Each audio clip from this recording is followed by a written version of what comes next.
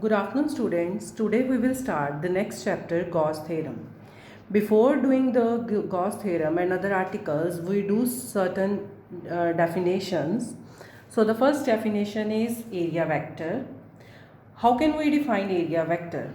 A small element of the area of a surface enclosing in a given volume can be represented as a vector. For example, see the diagram 54 here.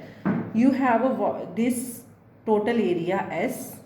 Now you want to find out the area vector. Now consider a small area, that is ds, and take a perpendicular line that is perpendicular to this area. It represents the area vector. Here is a difference between ds and ds vector. ds represented by this area, and area vector is perpendicular line that is perpendicular to the ds. So we represent the area vector ds is like this, ds into n cap, where n cap represent the unit vector. Next definition is electric flux. Now what is electric flux? It is if you discuss with any surface, then it is we said to be the total number of electric field lines passing through the given surface. For example, you have a surface S. Now how many lines are passing through that area, that is its electric flux. And electric flux is represented by phi, and its formula is E into S, where E is the area, E is the electric field, and S is the surface area.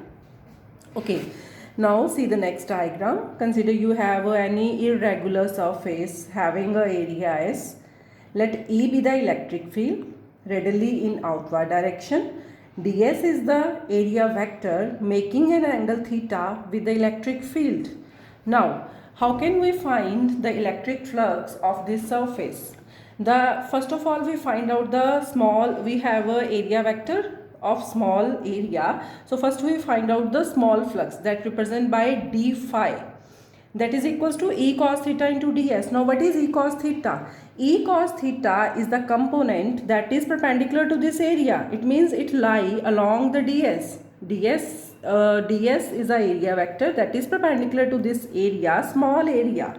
In the same way, the E cos theta component is also perpendicular to this area, this black area. So we can write it as EDS cos theta, and you know in lower classes you have done this is a AB cos theta, that is A dot B in dot ds. So if you want to find out the total electric flux, then integrate this equation through a closed surface S. When you integrate d phi, you have phi, and here you represent the integration, which shows that the total electric flux in the given area. Now there are some special cases. First case is when theta equals to 0. Then if theta equals to 0, then put the value of cos 0, that is 1. So you have formula E integration of ds, that is S. So you have maximum electric flux, that is Es. Next, when theta equals to 90 degree.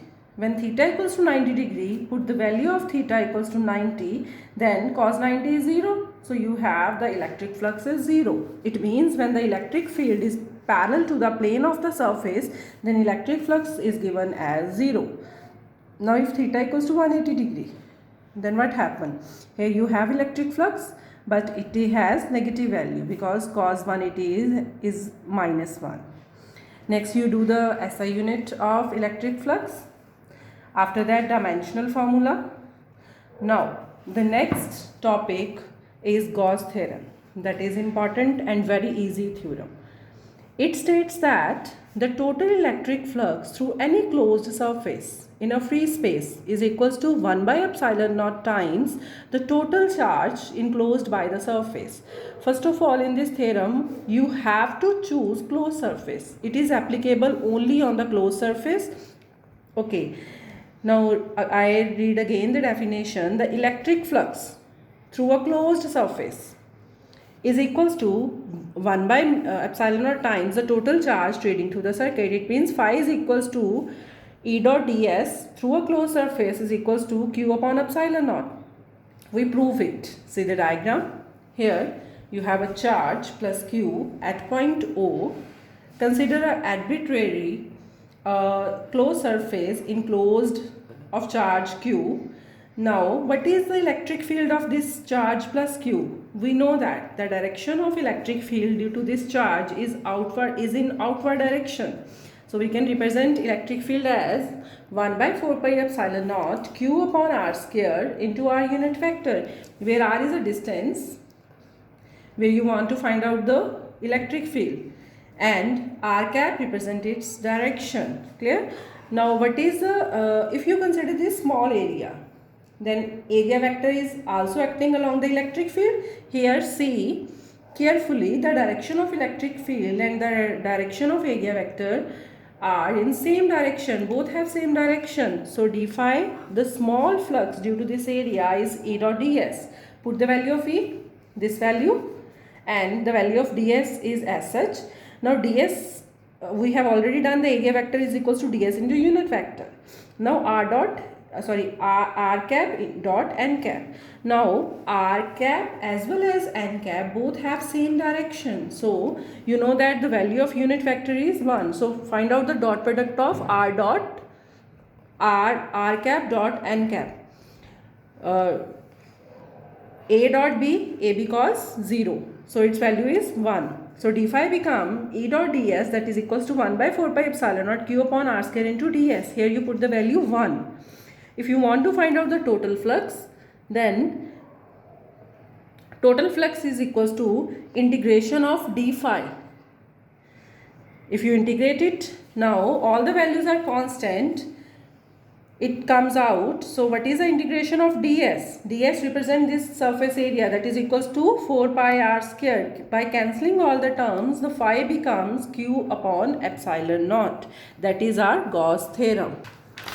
Now the next, this is a proof of Gauss theorem. There are some special cases. First case is, if the closed surface does not enclose any charge, we have a condition of closed surface, and if it does not contain charge, then phi equals to 0, E dot ds equals to 0. Second, if the closed surface contains two charges of equal magnitude but opposite in sign, it means plus q and minus q, again the total charge enclosed is 0 and your electric flux is 0. Third, if the closed charge has discrete distribution of the charges, it means the number of charges q1, q2, q3 and so on. So the electric flux become 1 by epsilon naught into summation of all the charges q1, q2, q3. We can represent it as I equals to 1 to n.